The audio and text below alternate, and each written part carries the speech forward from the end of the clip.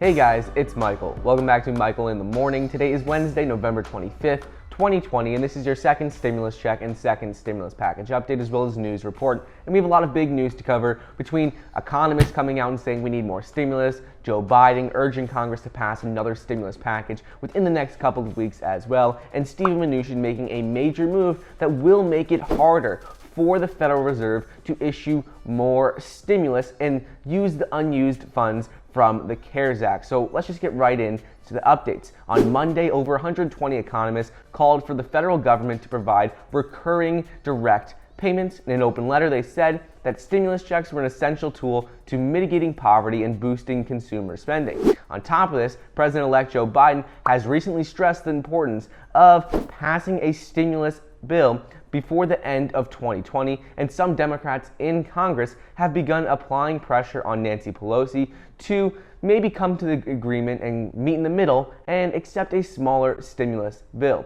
House Majority Leader Steny Hoyer on Friday urged party leaders to compromise for quick relief as the pandemic is continuing to worsen, and he says that he just hopes we can get an agreement before the end of the year. He said that it may not be everything that both sides want, but at least it'll be something and it'll get money out to the American people. So that's where we stand right now. But some new updates are that Democratic Congresswoman Alexandria Cortez came out yesterday on Tuesday and has blamed the delay of a second stimulus check on Republicans, saying that they're demanding corporate virus legal immunity to be included in the relief deal, and they're not willing to pass a deal unless it has these liability protections in it. She said that if you want to know why stimulus relief is currently tied up in Congress, one key reason is that Republicans are demanding legal immunity for corporations so they can expose their workers to the virus without repercussions. And she said Democrats ultimately don't want this, and that is why they're not agreeing right now. She said that Democrats want to send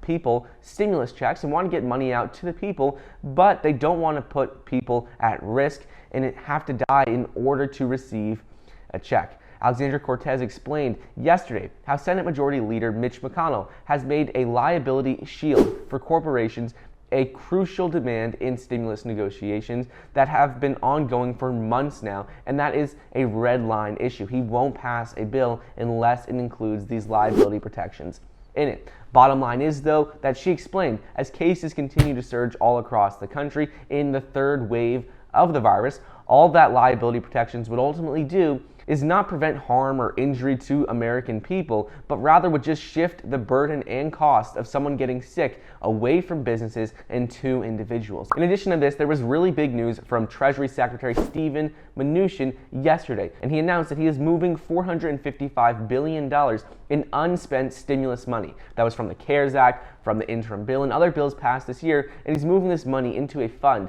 that the incoming Biden administration cannot deploy without Congress. And Bloomberg reported this yesterday on Tuesday. The $455 billion that is being moved will be deposited into the Treasury's general fund, which requires legislative approval to use the money.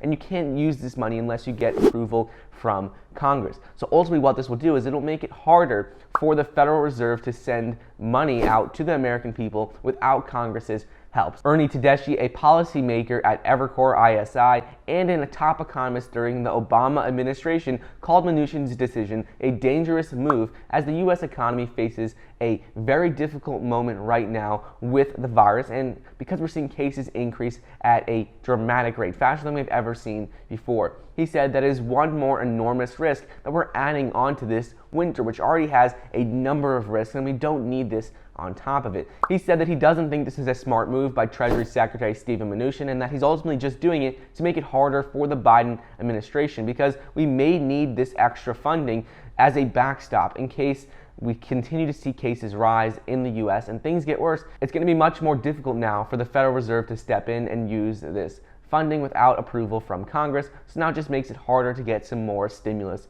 passed for the Biden administration. And finally, when considering whether or not to put more restrictions into place, a lot of governors are considering the state of stimulus and Congress right now. New Jersey Governor Phil Murphy said a federal stimulus package would provide more degrees of freedom, and the governor has suggested that closing businesses would ultimately be too damaging for the economy without aid from the federal government. So basically he's saying that he can't close down businesses even if it's a better move for public health, because they would need stimulus to ensure that the economy doesn't crash and we don't enter another recession. He said that if we see transmission of the virus, we'll take action whether the Federal Reserve is supporting people financially or not. But he said that if it's a close call, more stimulus from the federal government would allow them to have more degrees of freedom. It allowed them to really analyze the situation, see if it's necessary to close businesses down or if they can keep them open. He said right now, though, without more stimulus, it's really a no-brainer and they have to keep businesses open. Otherwise, they would struggle dramatically and there'd be no stimulus to keep them afloat. He explained how we need a stimulus package passed immediately, but the good news is that with cases rising, now we all know a lot more about the virus. He said when we first saw the initial spike in cases, it was something that no one knew anything about, and frankly, as a global community, people didn't know what was going on. The bottom line is that we're in for a rough couple of months, he said, and we've got to keep our guard up. We hopefully will have more stimulus passed before the end of the year, and that would ultimately just help the entire situation, but they'll have to wait and see what happens. So anyways, that's what's going on with the second stimulus check and second stimulus package as of Wednesday, November 25th, 2020. I hope you guys enjoyed today's video. Don't forget to get your 2 free stocks valued up to $1,600 when you download the Webull investing app using the link down below. I hope you enjoyed, and I'll see you next time.